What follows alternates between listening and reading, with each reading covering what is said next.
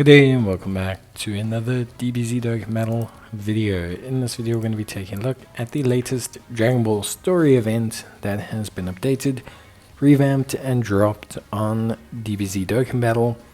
This time featuring the Resurrection the F movie and a revamp to that event. Not only does it have a brand new sport memory, but it also has with it a new free-to-play AGL Krillin. Now, in terms of the support memory, there are a couple units you have to use on certain stages to complete that. Not to mention, there is a planetary destruction boost that occurs for all rewards that drop specifically from this event. So essentially, in terms of this event, we want to first build a team to clear all of the support memory missions. So that's what I'll show you. It will include all the characters you need to hit everything in one go. Then you're going to need to consider going back and doing the stages for Krillin. Now Krillin drops from stage 4 and his medals drop from stage 5. You're going to want to boost your team with planetary destruction units to have the highest drop rate possible and take things from there.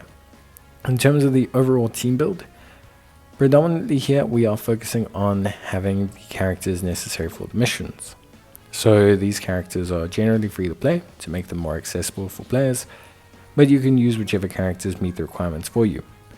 You need 1 Earthbred Fighters, 1 Movie Sagas unit, 1 Revenge character, 1 Planetary Destruction character, 1 Transformation Boost character, 1 Movie Bosses character, and you need a character that has the Resurrection of F Link skill. Now the Resurrection of F Link skill is the only Link skill, not the only, but it's the only mission that you can't do free to play. So if you want the Resurrection of F Link skill, you're going to have to get technically you can, if you get Krillin first. But Krillin, okay. So you can use Krillin if you get Krillin, so you can go and use Krillin to complete this Link skill. So yeah, otherwise you can use a unit like Jocko, which is fine. The rest of the missions are all pretty straightforward to do with free-to-play characters, so you're welcome to use those units that I'm showcasing here. Otherwise you can use a replacement unit. This Physical Freezer, for example, is great because he hits a ton of his requirements, so I think, for me he looks really solid. At least, overall. With that being said, I think overall the Krillin unit looks very interesting. So Krillin as a unit, or at least, Krillin as a character, generally has kind of been relegated to free-to-play units, like some of the ones. Now his physical unit actually had a great easy aim. This AGL one actually looks pretty good regardless.